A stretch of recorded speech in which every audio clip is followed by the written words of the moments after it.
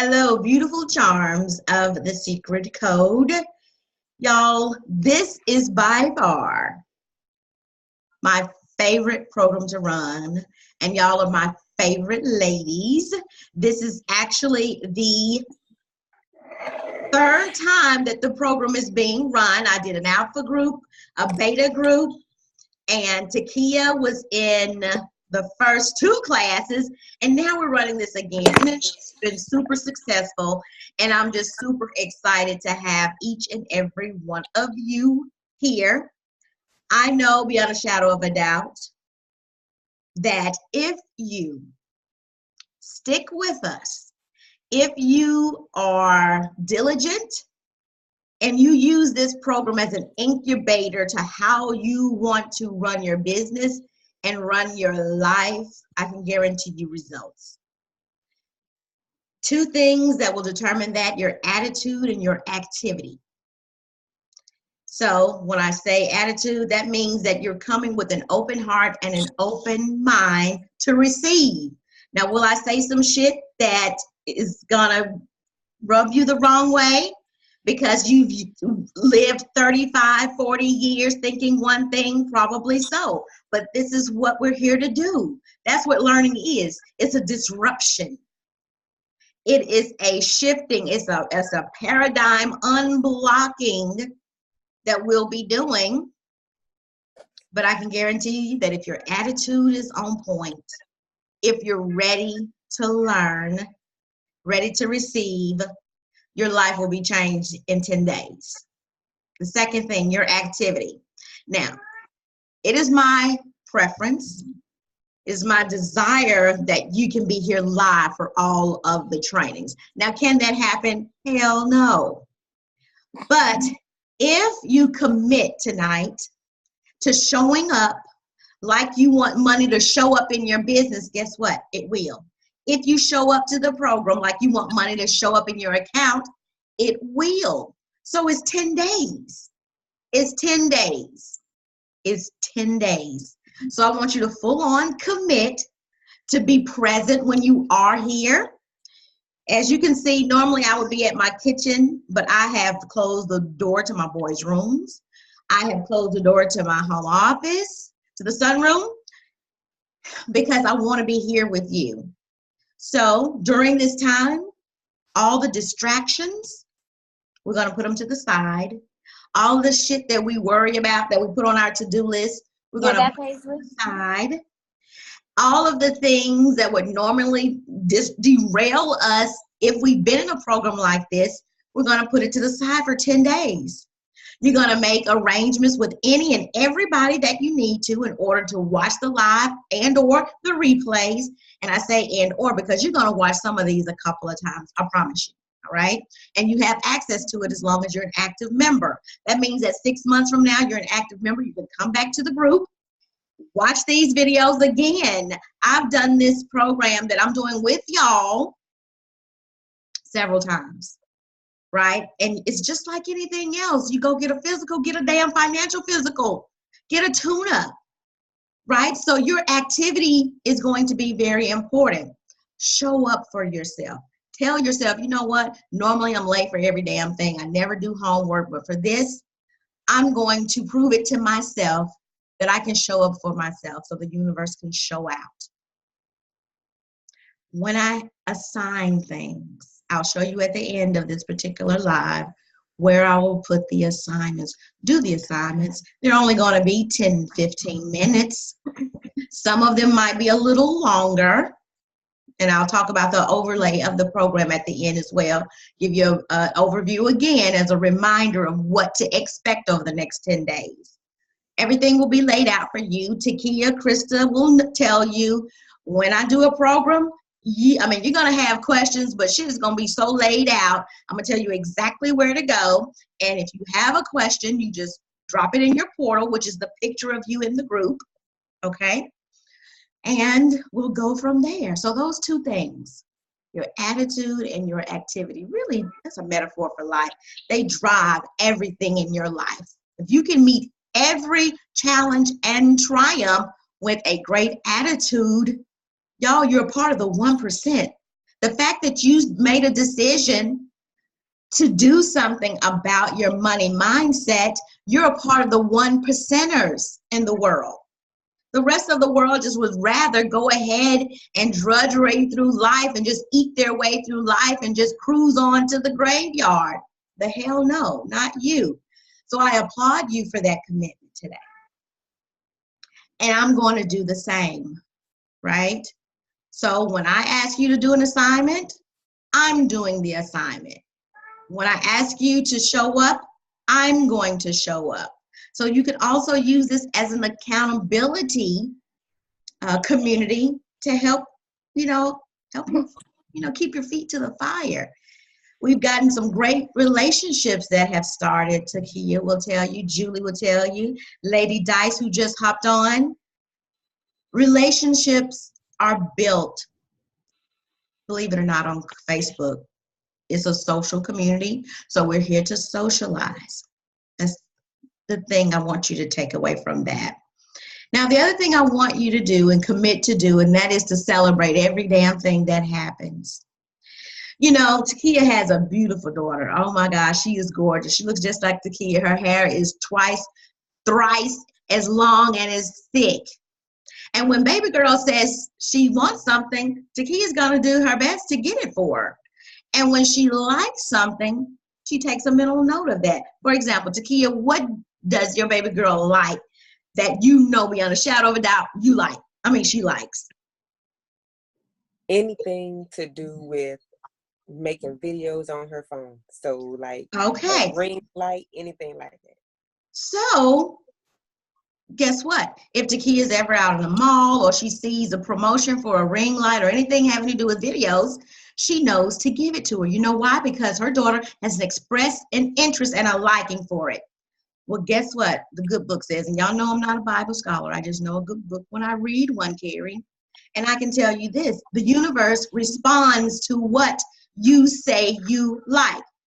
Now, it does not make a judgment or assessment on what you like is good or being good or bad. What it says is, if she's thinking about it, I'm going to give some more of that to her. So when you celebrate even what you consider the most minute and trivial gain in your life over the next 10 days, what the universe says is, oh my gosh, Lady Dice likes that. I'm going to give her more of that. Okay? You remember the parable of the talents, the young lady who took her talent and buried it. Guess what? When the overseer came back, he took even that from her. So whatever gets celebrated gets repeated. Whatever gets rewarded gets repeated. Carrie knows this. She's a classroom teacher. When you catch your students doing good, you tell them, because that's the behavior you want to see repeated. Can I get an amen on that? Amen. So when you tell the universe, I am so grateful that I manifested a $10 Barnes & Noble book gift card, guess what the universe does? Here's 20. Want more of that? Got it. You can order from the universe, and you'll learn more how to do that and how to believe that. You're already ordering things right now. That's the number one lesson in manifestation. You're already a powerful manifester. The issue is you're not manifesting the shit you want. You're manifesting things you don't want. We all manifest. So there's the key right there. If you wanted the secret, there it is at the beginning of the program. You're already manifesting. But what we'll learn over the next 10 days is how to be a deliberate, conscious manifester. How to think like the wealthy. Which brings us to our first lesson for today. And that is, as a powerful manifester who wants to be wealthy, the number one rule is you got to know that you're already wealthy. You're already wealthy. You live in the wealthiest nation on the planet. You don't even have to cook the food when you go sit down at a restaurant. All this liquor that we're about to consume, I didn't have to go to the brewery. I didn't have to go out to the field and get my own barley and whey and wheat. Not only did I have somebody to pick it for me, I had somebody to clean it for me. I had somebody to ship it for me. I had somebody to distill it for me. I had somebody to ship it to the store for me. I had somebody to bottle it for me. I had somebody to price it for me. I had somebody to pour it in glass for me. You're already wealthy. But the problem is that many people, the reason they're in lack right now is they are ungrateful for what they do have. There was a young lady in the program who did the program, Leah Vanderlinden, Soul Charm, and everybody gets a charm name who's in the program. Everybody got their name, right? So Soul Charm heard me say this on a live, that if you have $11 in your checking account right now, one easy, simple way to begin to shift your mindset is not to say, I only have $11 in the bank. Think to yourself, I've got 11 bucks. What could I buy with $11? I could go to Dollar Tree and get 11 items. I can go to Walmart and get 2 of those $5.99 chickens. Mm-hmm. I can go buy a book of stamps. I can go to the matinee and treat my nephew. Hell, you might not be able to pay your entire cell phone bill, but $11 in a place where there are some nations, not a family, nations where $11 means indoor plumbing. You don't even have to shuck your own trash. Somebody comes to get it for you. And so we're going to think of money in a way that you hadn't really thought of it before. And the first way to begin that shift, to make that paradigm change in your mind, is to realize that you're already wealthy. If you're watching me live as I speak, you're doing it on a fucking device. You're on a smartphone that you didn't have to even come up with the idea to create. How dare you not recognize what you already have? I had a coaching call earlier today with a beautiful teacher, Carrie. And I shared with her something that you will come to realize over the next 10 days. And that is that your solution to what you are seeking is already in front of you. Mm-hmm. It's waiting your awareness of it, waiting on you to recognize it. It's over here like, hey, I'm here. You're looking for clients. There are 2 billion active users on Facebook. Hell, you only need 1,000, Jerry Roth says. An individual artist only needs 1,000 true fans. And you're complaining because you can't get a customer. You can't get a client. Nobody will buy your shit. So we're going to also talk about value in the marketplace and what really money really is. It's just an exchange for value, goods, services that we've agreed upon. We used to do it with rocks, stones. We're going to talk about pulling money off the pedestal that we put it here on. Money's here to serve us. I got a comment. Amen. From Krista. Yes. So if you've got questions or you want to comment, please do. I'll intermittently stop and share those with everyone. So the number one rule again, you're already wealthy. You're already wealthy. Now this is the part where I'm going to ask you to do a little work. Take out your pen and paper. And on the paper, you're going to say, I am becoming wealthy. Now, notice I didn't shoot off a damn affirmation like, I am wealthy. Because guess what your conscious mind is going to do? No, I'm not. No, I'm not. It's going to call bullshit. Look at my house. Look at my bank account. But putting that operative word in there, I am becoming wealthy, well, your conscious mind might be able to adjust to that. It might be able to open and receive that. So that's the first thing you're going to put in. I am becoming wealthy. The fact that you're on here wanting to learn, wanting to grow, means you're in the process of moving in a new direction. That's all we're doing over the next 10 days. Shifting your focus on abundance from lack. If you don't have what you want right now, it's because you've been spending a lot of your time, an inordinate amount of time, on what you don't have. And what the universe says, not that it's good, not that it's bad, she says, oh, she wants more of that. She wants more lack, because that's what she's focusing on. Why would Takia give her daughter something she's not looking at or she doesn't like? It doesn't make sense, does it? Mm-hmm.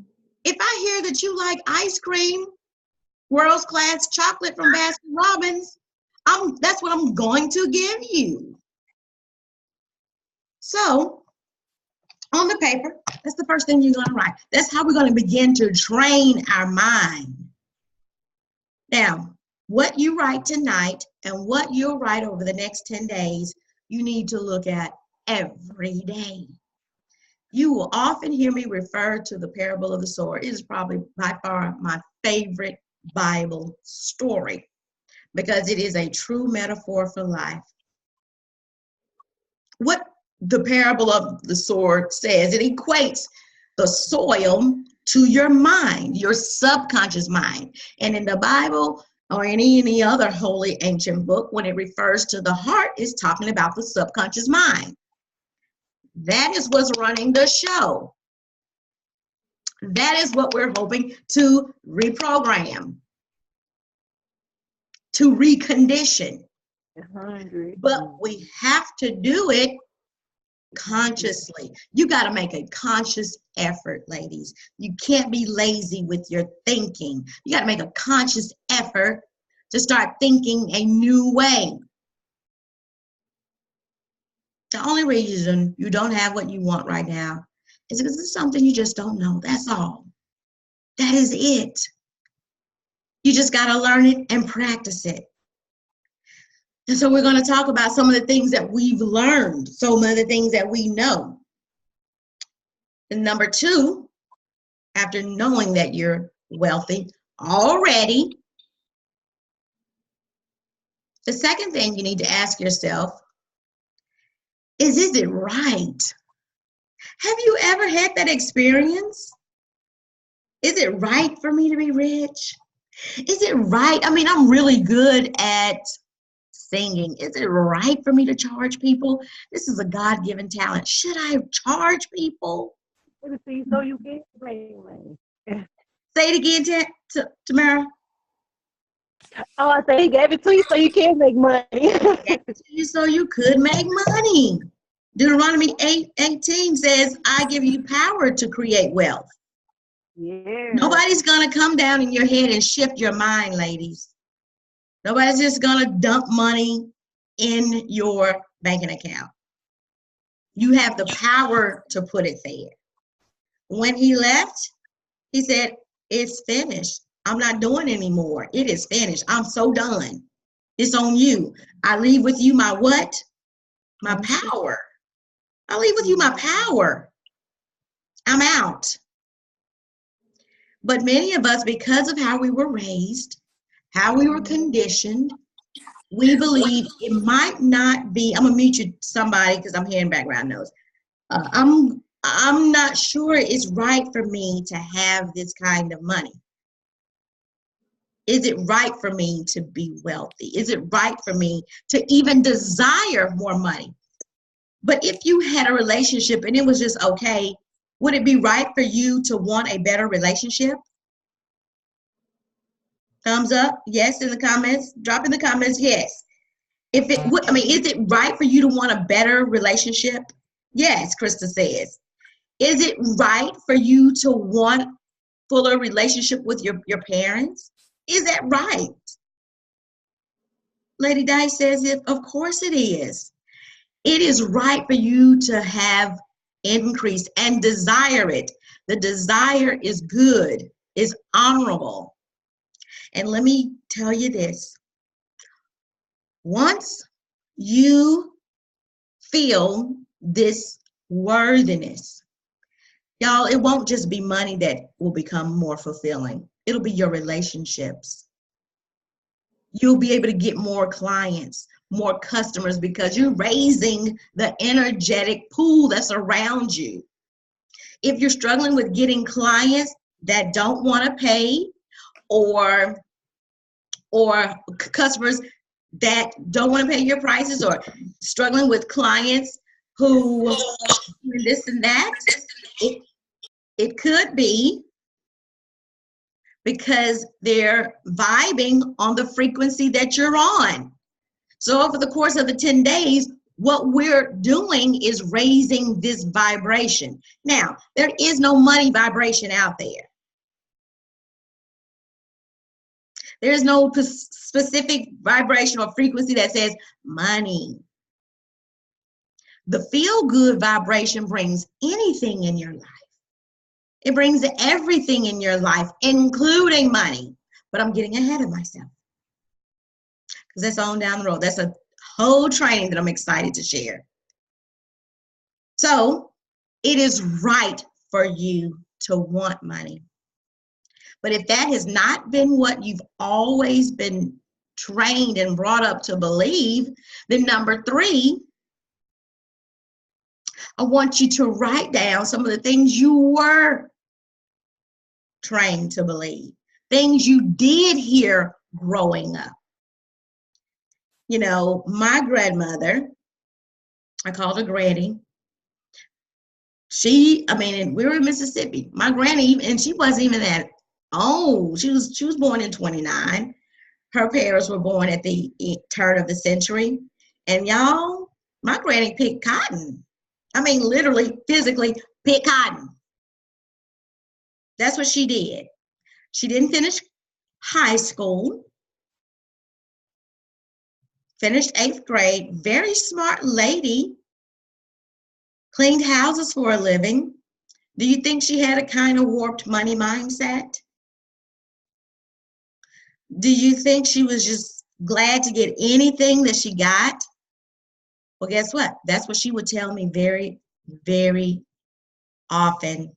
I remember being a pianist, playing the piano for Vacation Bible School for her church for 2 weeks. And at the end of the 2 weeks, the church's bookkeeper, church secretary, paid me $10. Y'all, even I knew in middle school that was just inappropriate and unacceptable. But you know what my granny told me?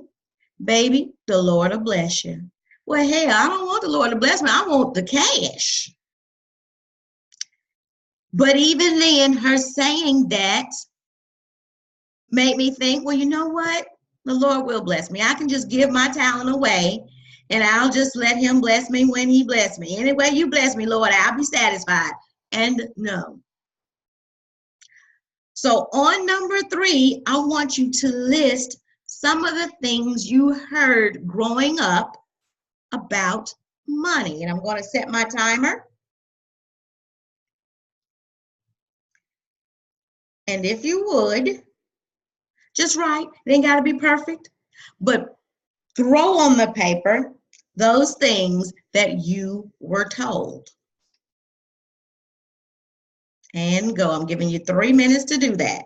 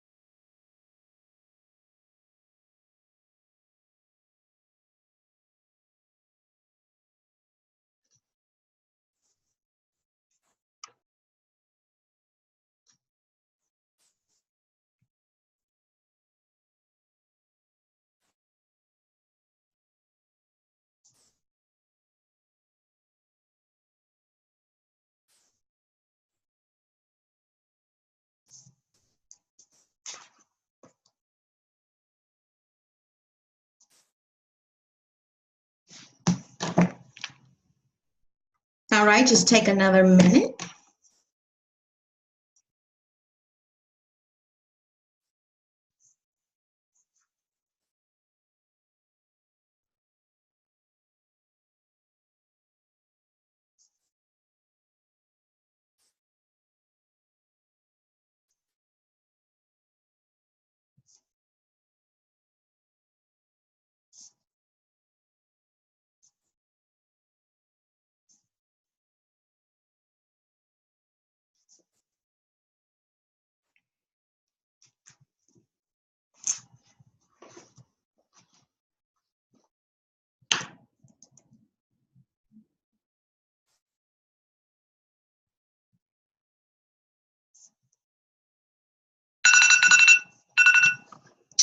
All right, now, welcome, Julie. So, a belief is just a thought you keep on thinking. Your conscious mind or your subconscious mind, it does not care what you think, right? For those of you who know about that's why we taught kids that we know that from 0 to 6, those are the formative years. We say they suck up everything like a sponge. Well, that's how your subconscious mind is. It has no filter. It doesn't censor things. Whatever it's told, it does it. So the conscious mind, all it has to do is feed the information that it wants the subconscious mind to act on. That's why when we learn something, we say, oh, I learned it by heart. Because once I learn it by rote and I don't have to think about it, like driving home, I know it. It's automatic. The things that we go on, if you don't listen and read these things after 10 days, y'all, it won't be by heart. You'll just default and go and revert back into the way that things used to be. Which means that if you want to think a new way, to attract and manifest the things that you desire in your life, it starts with a new belief system, which means that we don't spend a lot of time, as Aristotle say, fighting the old. All we have to do is replace it. When it's time for this to get updated, you know how much time it would take for them to rebuild the entire phone, to go back in and put it all back in? You know what it does? It just replaces and adds to the operating system. That's what your subconscious is. It's just a computer. So over the 10 days, we're going to be uploading information to replace the existing hardware. So I want a couple of volunteers just to share one thing that you learned or heard growing up about money. And then we're going to give you a thought, a new belief to replace it that is believable to you, that when this negative thought comes up, you can quickly downplay it and replace it. Who's our first? Victor.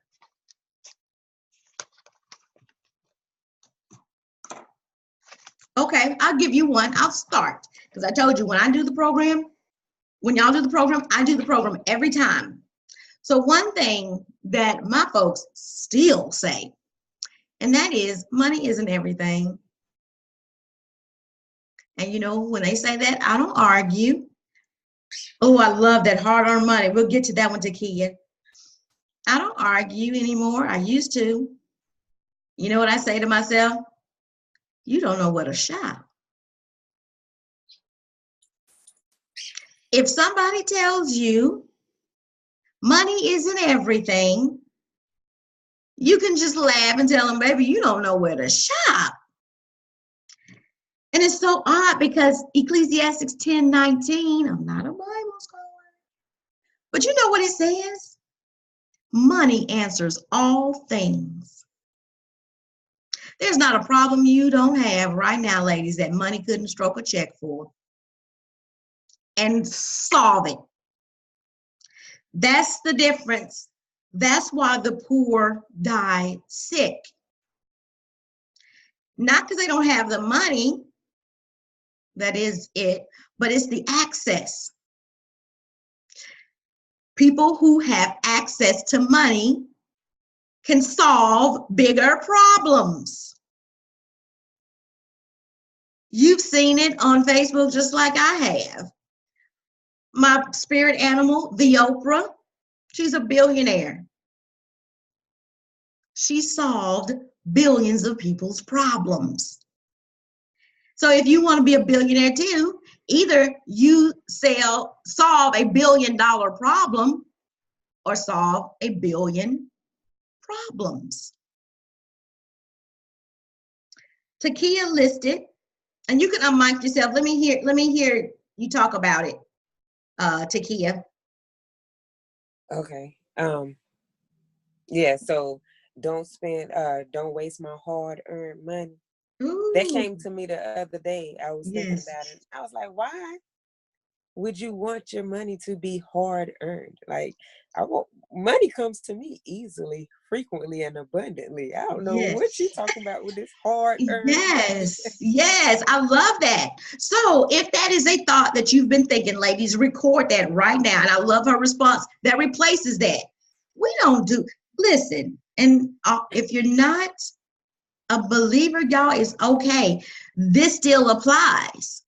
If you believe you're a child of the universe, you have access. You're daughters of the king, right? And what damn daughter of a king got to work hard for anything? So when that comes to you, or when somebody, I just have to work so hard, you say to yourself, money comes to me easily and frequently. I attract money with ease and grace. Hard is for boiled eggs. Make a joke of it. Make it light.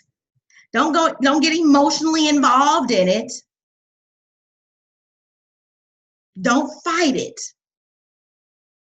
Make it light. Make it funny. All right.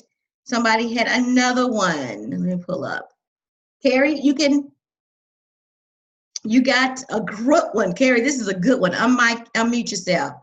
I got you unmuted. Go. Got me? Yes. Money doesn't grow on trees. Ooh. Y'all, I have been guilty telling my kids that when they were younger. And if you want some McDonald's, where your McDonald's money? That kind of shit. Let me tell you. What can now Carrie say to replace that when that comes to her, when she wants to purchase something, or when she's feeling guilty for wanting something new or wanting to buy something? What can she now think? Money's made from trees. Money's made from trees.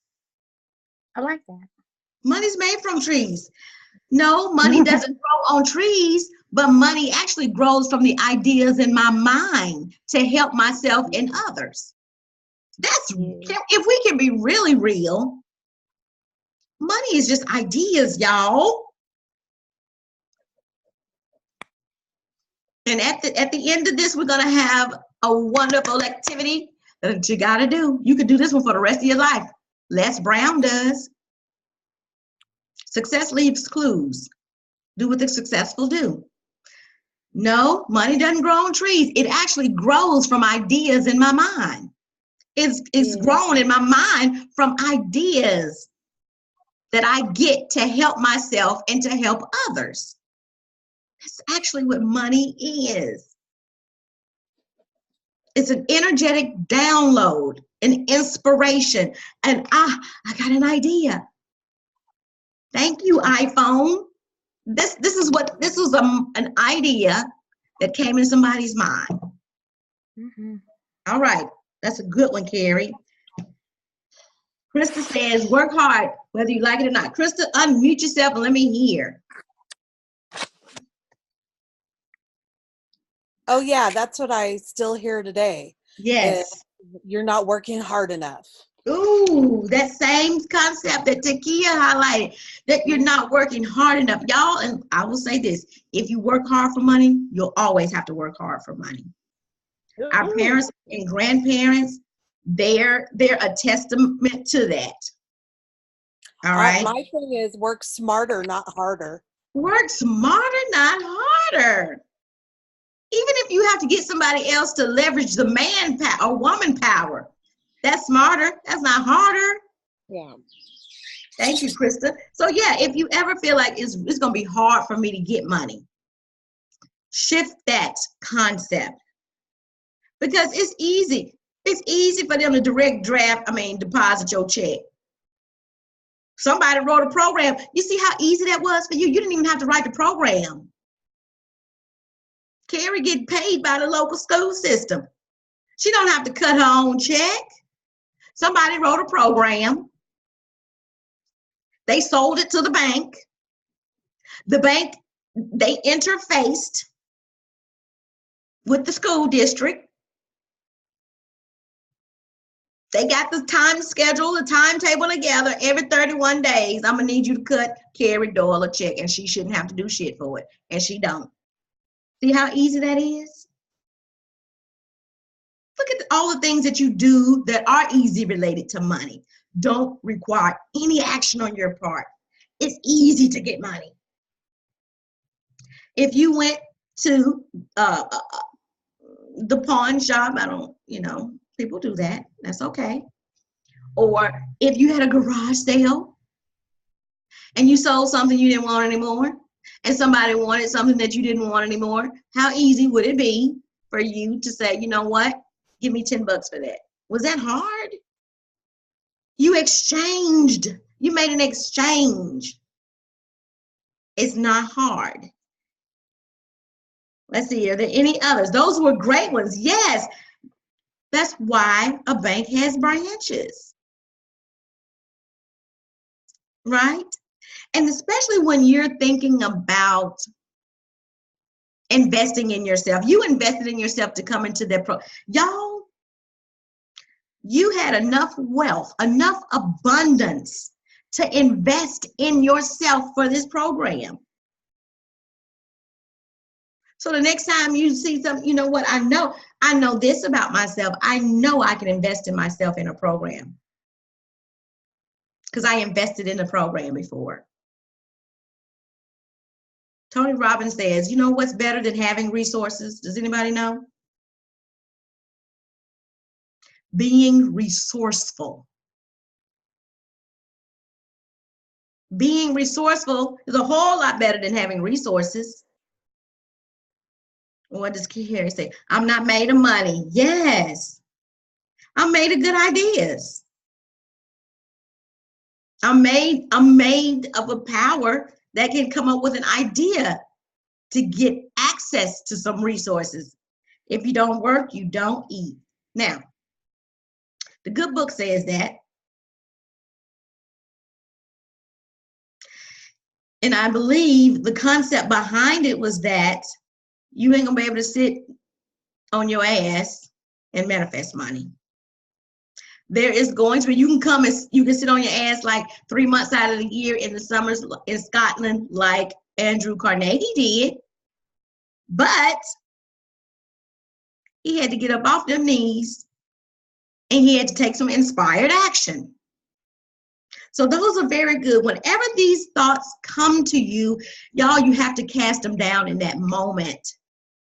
You can't just let yourself go aimlessly and just, oh, yeah, I'm got no money. I need this, I need that. This is the time when you say, you know what? Money doesn't grow on trees. It might not.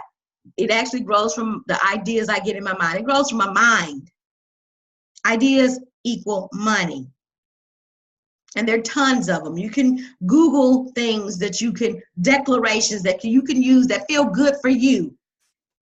That's believable for you. So your mind doesn't call bullshit. The universe is abundant with money. It's so abundant. My household is abundant with money. I got lights I didn't have to put in.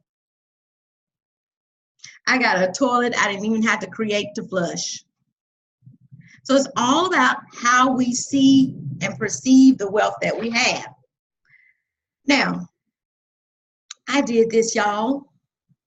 And this is actually something I'm adding to this program because it worked for me. And I only share things that I've done that have worked for me. Number 4 and 5 go together. And one way to begin shifting is to associate pain to being where you are.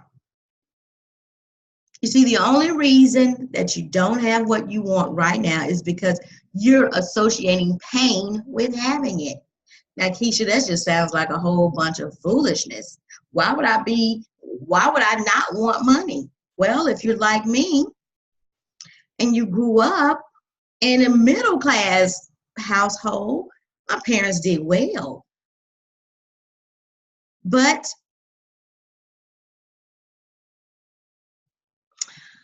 the unspoken notion was that rich people were evil. Their kids turned out bad.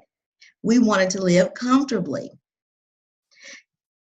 And so you begin to grow up and these thoughts lay dormant, and then until you decide to own your own business and stop getting a check from the system, these thoughts begin to bubble up, right? And so you associate, well, if I get more money, then my friends and my family are going to treat me differently. I may have to lose their love. I may have to lose some relationships. So subconsciously, your mind would then avert every opportunity to get more money to keep itself safe and not feel that pain of loss. Has anyone experienced that? So we've got to create enough pain around where you are. We got to jolt you from this very comfortable position you're in and shift it to a place of pleasure. Make it a pleasure principle. Takia says, I used to say I don't need a lot of money. I just want to be comfortable. Now I see how selfish. Y'all, that's the most selfish thing somebody can say. You know why? Because being comfortable means only your bills are getting paid. And we all know that it's a universal law that the more you give, the more you receive. So if you can only give to yourself so you can survive, you're not helping anyone else. So I'm going to set the timer for 3 minutes. And I want you to write down all the things that you can link to the pain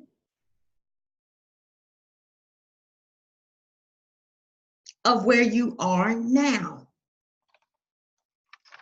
What pain can you link to this current situation that you're in? Now, I'm going to do this for 3.5 minutes. And those on the replay, just feel free to pause the recording, or you can roll it on as you go.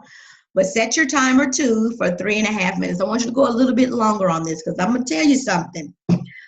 If you're in a place where you're living direct deposit to direct deposit or check to check or idea to idea or program to program, it's possible that you're in scarcity mode. And the thing about scarcity mode is it can lull you into the comfort zone, okay? It's almost like carbon monoxide because you go without for so long that you think, okay, I mean, it's cool. I mean, we ain't on the street. We good. But I want you to dig a little bit. I want you to write out in very graphic terms. I want you to feel this, the pain that's associated with being where you are right now. Again, I will set it for 3.5 minutes. Write down all the pain that you're currently experiencing, things you're losing out on, things that is costing you, things that you've grown to just give up and to do without because you did not have the resources at the time. And start. Tell me how it feels.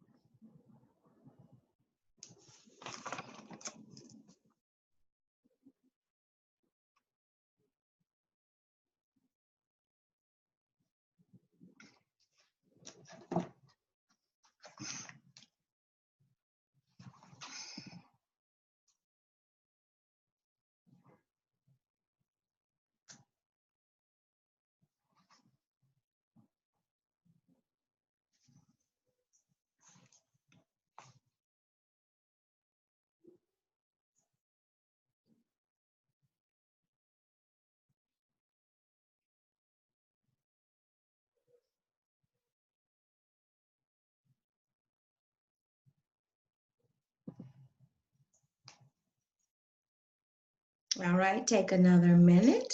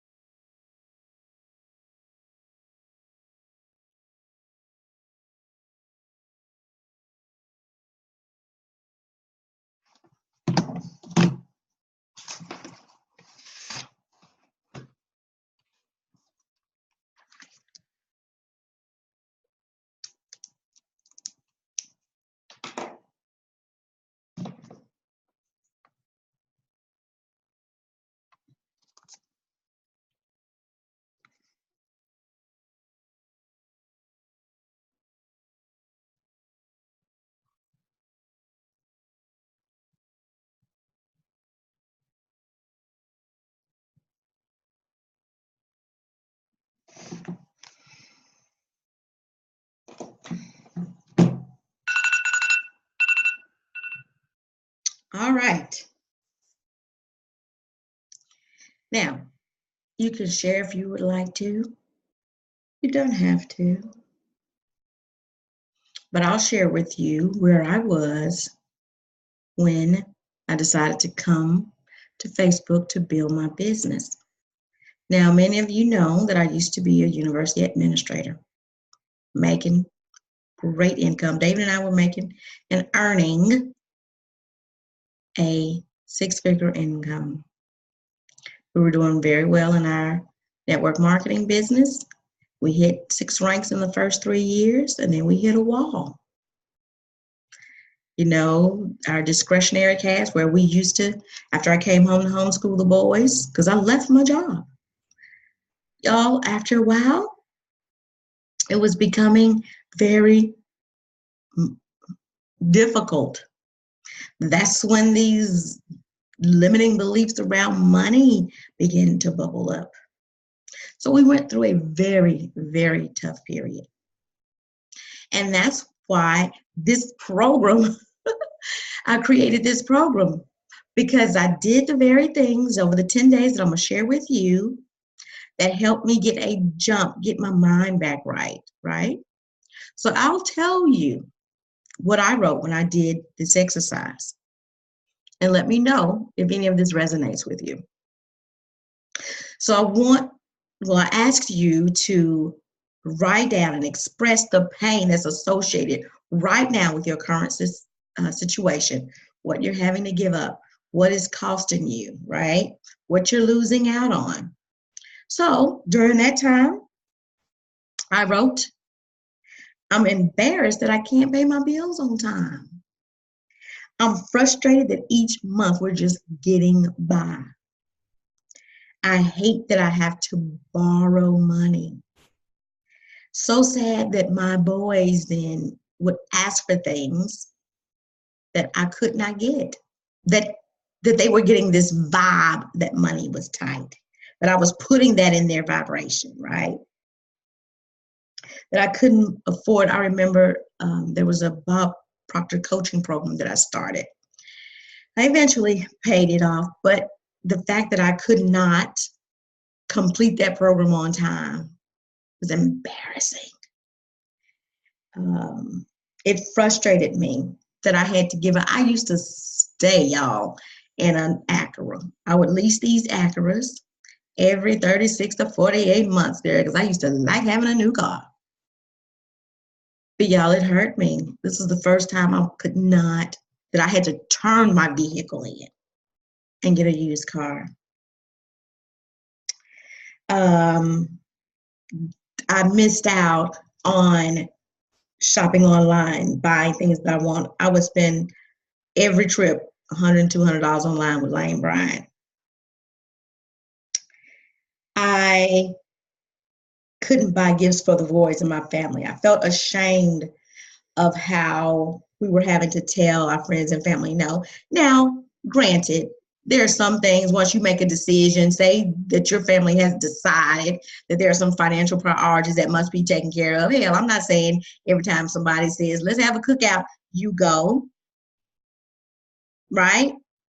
But I was feeling discouraged, stressed, worried, upset. It was taking a toll on me.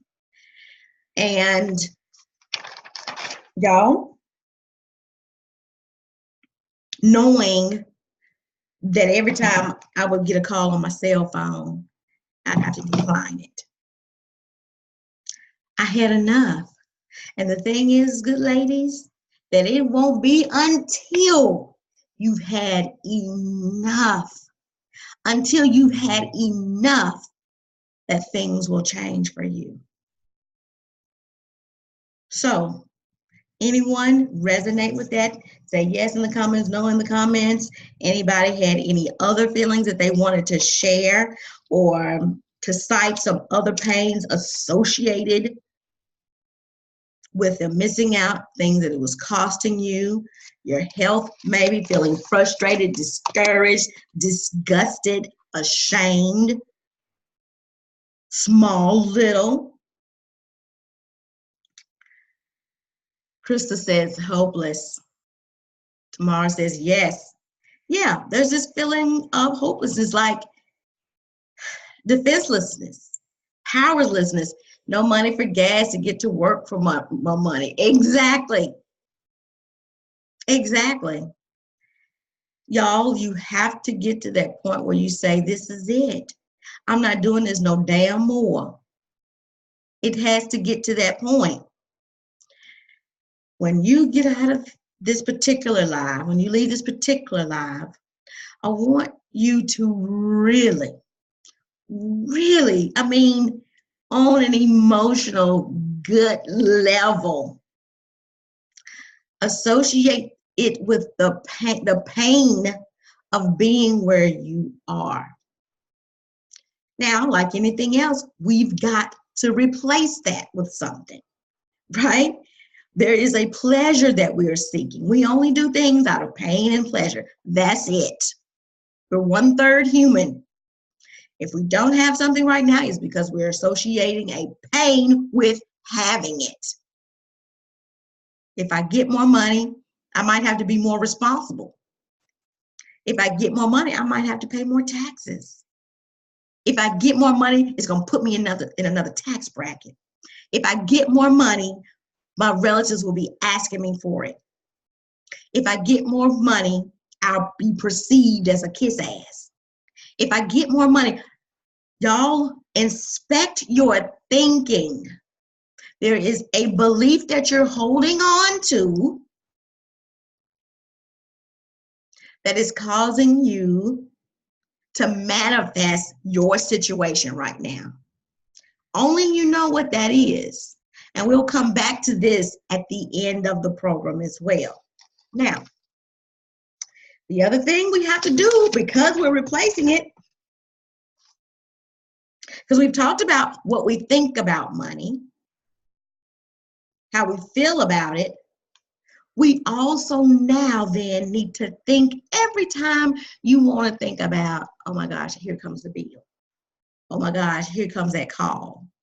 Oh my gosh, here she comes. I owe her.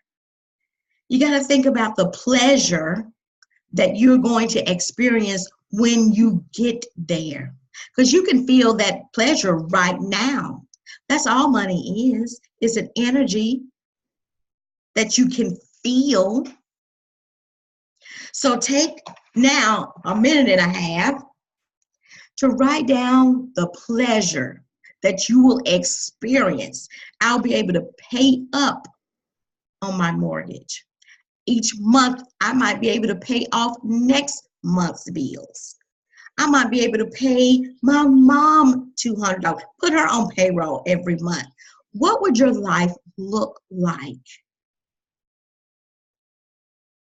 What would you feel like if you had financial abundance, not financial sufficiency, just enough, but what would it feel like? What would your life look like? What would you be able to do if you had the financial abundance that you desire right now? I'm setting it for a minute and a half, starting now.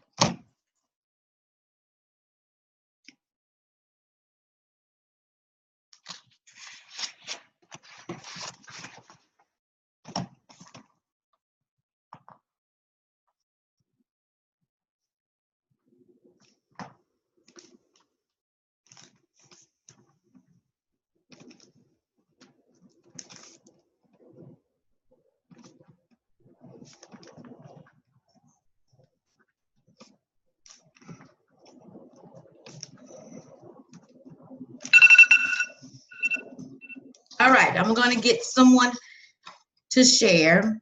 What would life feel like? What would it look like?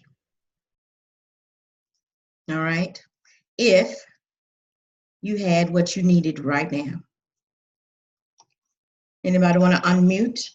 You don't have to share. But if you do, I love to share hear a it. little bit. Okay. You do what now? I said I share a little bit. Okay. I could put all my bills on auto pay, and I Ooh, could give that's a good one. Auto I could pay. give nice gifts for birthdays and holidays, and give random blessing gifts. I love the way you said that. Random blessings and gifts. Random blessings. I love it. I'm actually going to write that down. Random blessings. Love it. You know, that's why giving is so important. That's why you can't live comfortably. That's why it's selfish. Because when you give, even 10%, that is what is recommended. It was recommended in ancient times. Ray Kiyosaki recommends it. Tony Robbins recommends it. T. Harv Eker. Every financial guru worth their weight in gold is going to recommend that a part of one of your bills should be giving. You know why? Even 10%. And if you don't do it now, you're not going to do it when you're a billionaire. You just not. Because what feels better to give right now? A dime out of a dollar or a million out of a billion? Not. And the reason that they encourage you to give is because when you give, your subconscious mind says, I must have enough because I can give. And you know what? The universe, that's why we have to be students of the universal laws. The law of vacuum. The universe hates a hole. It will rush to fill it up. So when you give, that's why there's an old song that they used to sing in my church called, You Can't Be God's Giving. No matter how hard you try, the more you give, the more he gives to you. So just keep on giving because you know it's true. As a law is just a principle that has a predictable outcome. It's predictable. Okay?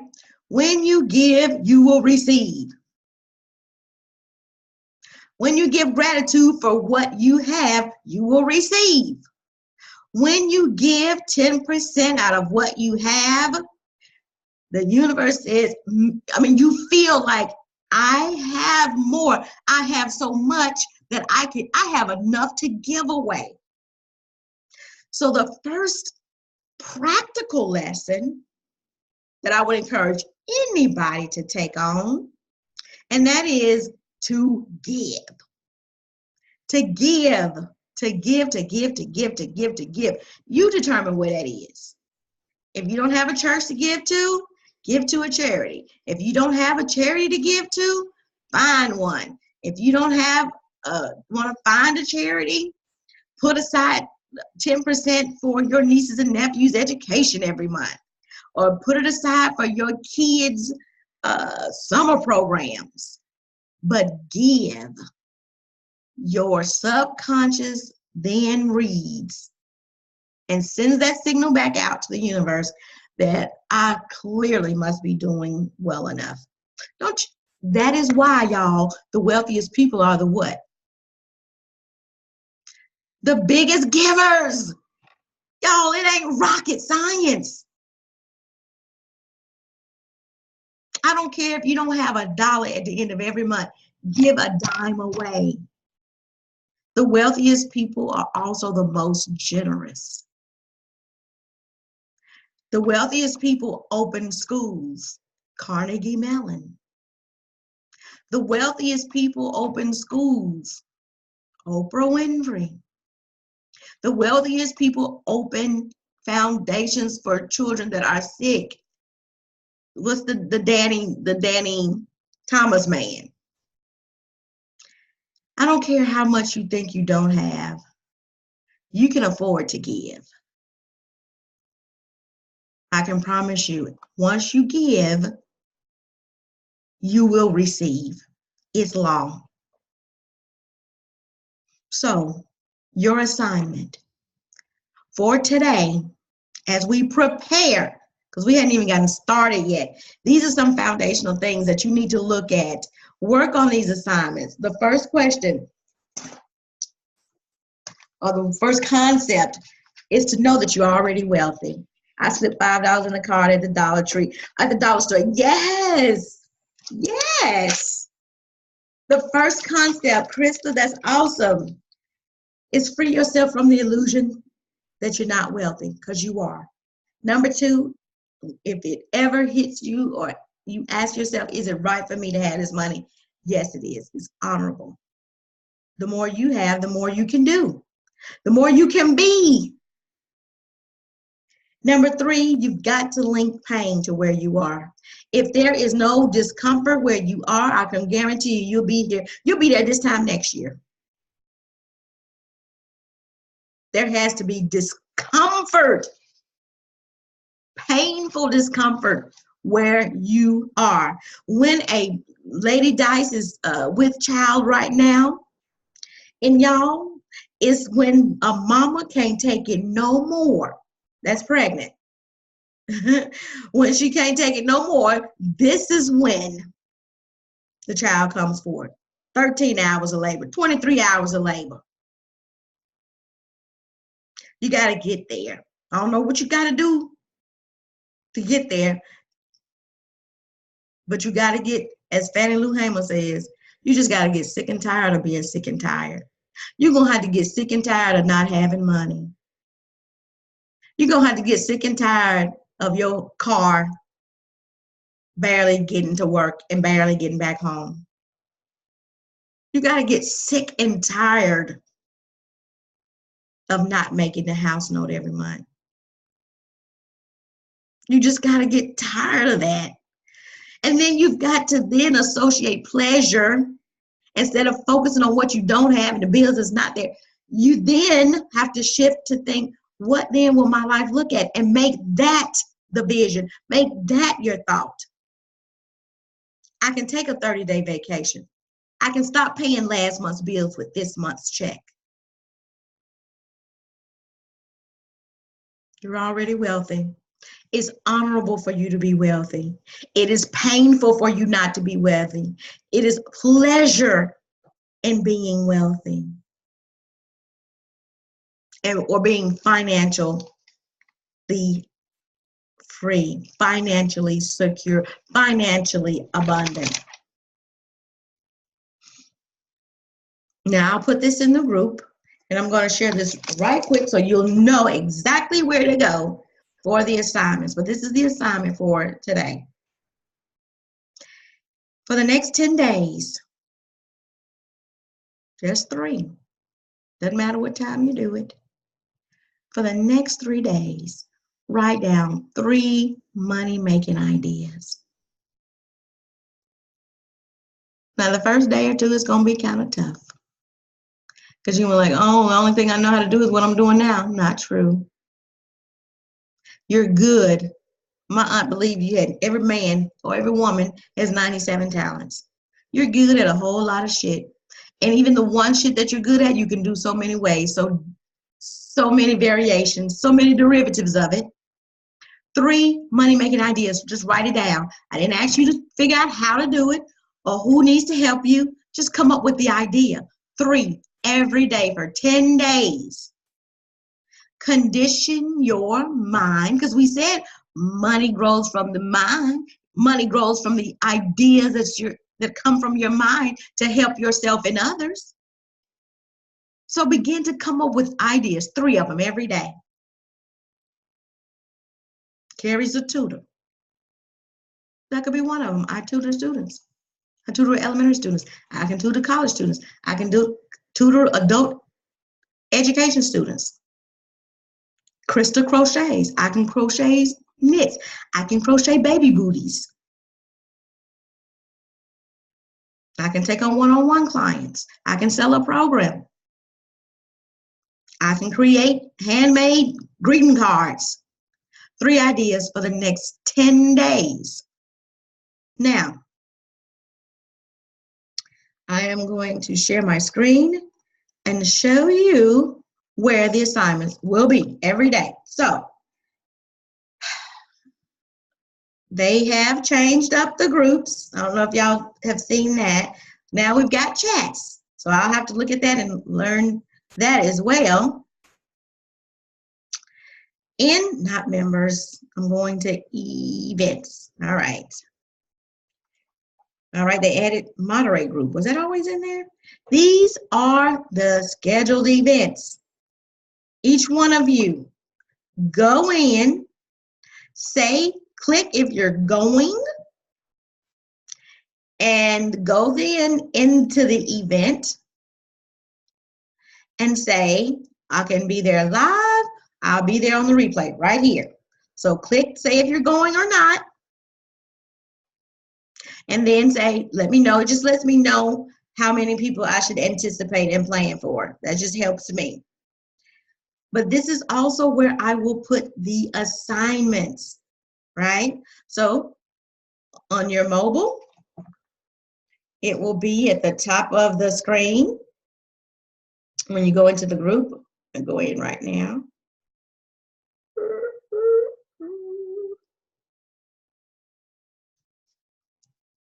All right, if you can look at that, when you go into the group, you see that it says that right at the top, events. So you click on events. You can do it from mobile. Click on the day. Same thing. Scroll down, say I'm gonna be on here live, or I'll be on their replay. You see they already hit. Somebody has comments. I may have to hop on. All right, Chastity, Essential Charm. Say if you're going. The assignment for today, which is listing the 10 money-making ideas, will be right here. It'll be a post, and I will pin it to the top. All right, everybody good on that? Okay, stop share.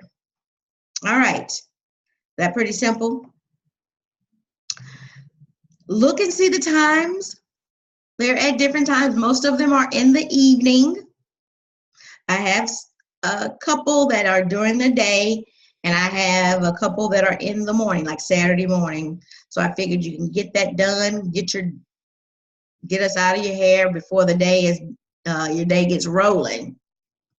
But stay on track. Once you go to tomorrow's training, you'll see how important it is to stay on track. That's why I'm kind of glad that we did delay it, because now we can start at the beginning of the week. And once we start working on tomorrow's activity, you're going to get some energetic momentum going. And once it gets started, we don't want it to stop. So ladies, I'll post the assignment in there, and the replay will be up. It might take a minute because we've been on here almost 2 hours. The rest of the trainings will probably not be that long. It's my goal to get you out in an hour or less. But this was the first one for preparation. And ladies, with that, you know I love you to life. Thank you again so much for being here. And with that, I'll see you in the group.